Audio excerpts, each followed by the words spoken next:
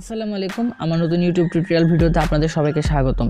আজকে আমরা যে বিষয়টি নিয়ে কথা বলতে যাচ্ছি সেটি হচ্ছে কিভাবে অ্যান্ড্রয়েড গুগল ক্রোম ব্রাউজারের সাহায্যে সকল ধরনের ওয়েবসাইট কম্পিউটারের মতো করে ব্রাউজ করতে হয়। তো চলুন ভিডিওটি শুরু করা যাক।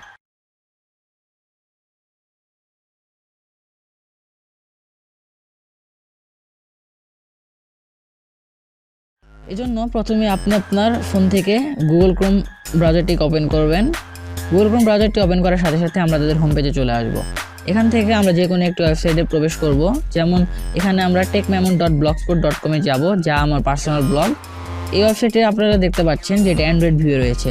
এটাকে আমাদের ডেস্কটপ ভিউয়ে আনতে হবে। এজন্য আমরা যা করব সেটা হচ্ছে উপরে দেখতে পাচ্ছেন যে উপরের ডান পাশের কর্নারে তিনটা ডট রয়েছে। এই তিনটা ডটে ক্লিক করব।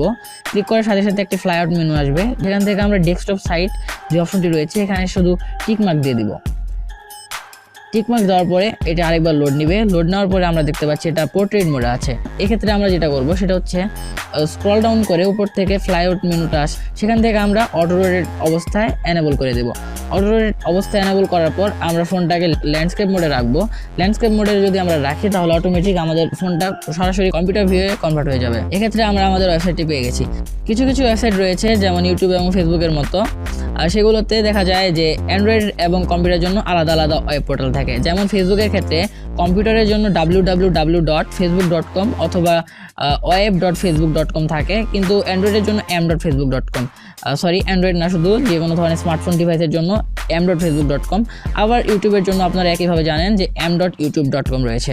সেক্ষেত্রে আমরা যেটা করবো, যেমন আমরা ইউটিউবে যদি যাই, m.youtube-এ প্রবেশ করলাম, সেখান থেকে আমরা ওই একইভাবে সরাসরি 3 ডট থেকে ডেস্কটপ সাইটটা সিলেক্ট করে দিলেই অটোমেটিক সেটা youtube.com-এর লোড নেবে। তো আগে একটা জিনিস ছিল না ফেসবুকের ক্ষেত্রে, সেটা হচ্ছে m.facebook.com থেকে যদি ডেস্কটপ ভিউ দেওয়া হয় তাহলে m.facebook.com থেকে যেত। এখন ফেসবুক তাদের সেই সমস্যাটিকে সংশোধন করেছে। এখন ফেসবুকেও একইভাবে আপনারা সেই কাজটি করতে পারবেন। তো আশা করছি ভিডিওটি ভালো লেগেছে। ভালো লাগলে অবশ্যই লাইক করবেন। কোনো অ্যাডভাইস দেওয়ার থাকলে কমেন্ট সেকশনে লিখে জানাবেন। আর আমার চ্যানেলটিকে সাবস্ক্রাইব করবেন। এর মাধ্যমে আপনি আমার চ্যানেলে আপলোড করা সকল ভিডিও পেয়ে যাবেন সবার আগে। আর বেল বাটনটি ক্লিক করবেন যেন কোনো আপডেটই আপনার মিস না হয়। তো আজকের ভিডিওটি ছিল এই পর্যন্তই। আসসালামু আলাইকুম।